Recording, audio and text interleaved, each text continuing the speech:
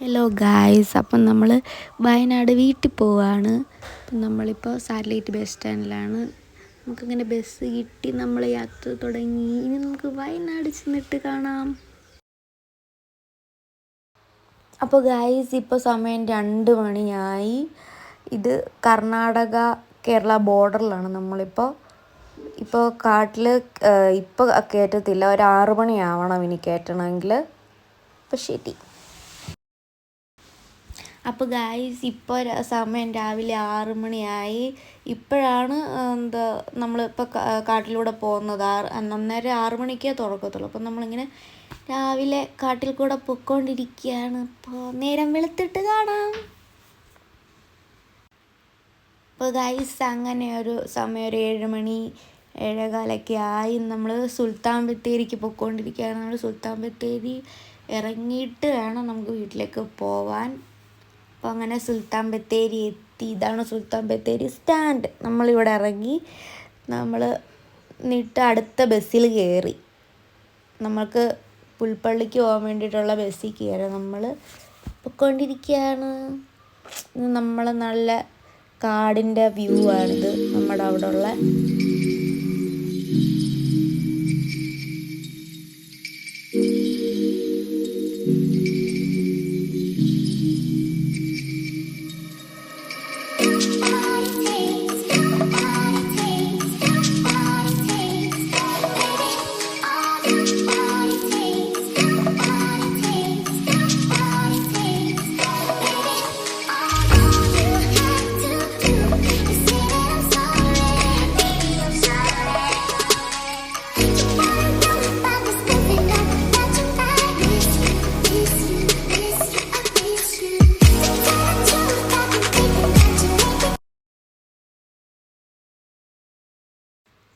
അപ്പോൾ ഗായ്സ്, അങ്ങനെ നമ്മൾ അതിരാറ്റുകുന്നെത്തി. ഇതാണ് നമ്മുടെ വീട്ടിലേക്കുള്ള വഴി.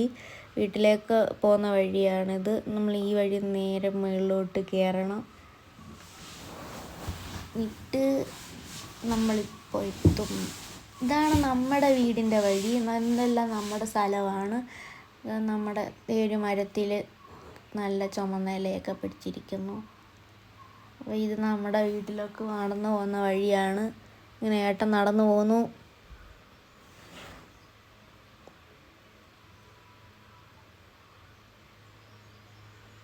അപ്പം അങ്ങനെ നമ്മൾ വീടെത്തി ഗായ്സ്.